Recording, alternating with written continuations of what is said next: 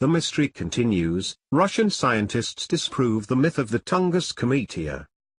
The Tunguska explosion was a very high-powered aerial explosion that occurred near the Podkamennaya River in Tunguska, Evenkia, Siberia, Russia, at 7:17 on June 30, 1908. The detonation, similar to that of a high-powered thermonuclear weapon, has been attributed to a comet or an asteroid. However, researchers now say it was not the case. The survivors of the area affected by the explosion described it as a giant mushroom that was rising through the air. The animals fled, and the tents of the Tunguskas located more than 50 kilometers away flew through the air. Until this day, no one has been able to explain as to what exactly exploded over Russia. The Tunguska phenomenon eventually produced more than 30 hypotheses and theories about what happened. The detonation, similar to that of a high-powered thermonuclear weapon, has been attributed to a comet or an asteroid. Because no fragment has ever been recovered, it is believed that what exploded over Russia was a comet-made device. As it did not reach Earth's surface, no crater or astrobolem was produced. However, 108 years later, the phenomenon of the Tunguska meteorite remains a mystery.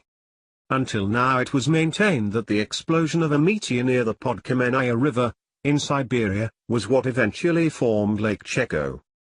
However, Russian scientists proved that this lake could not be a crater since it is at least 280 years old. The Tunguska explosion devastated an area of 2,150 square kilometers of forest, broke windows and knocked down people who were within a radius of 400 kilometers away from the impact zone.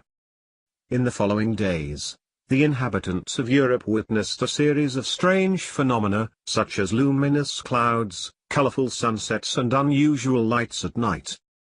The European media then claimed that it was either a UFO incident or a volcanic eruption. However, political events in Imperial Russia prevented further investigation of this strange phenomenon. 19 years later, an expedition led by Russian scientist Leonid Kulik arrived in Tunguska to examine the site of the explosion. However, the researchers failed to discover any traces of the meteorites. Kulik explained that this was because the extraterrestrial matter burned completely when entering the atmosphere. Much later, in 2007, a scientific team from the University of Bologna, Italy, led by Luca Gasparini, proposed a theory according to which Lake Cheko was the supposed crater left by the Tunguska meteorite due to its unusual shape and depth. Gasparini claimed that the existence of this lake was unknown before 1908.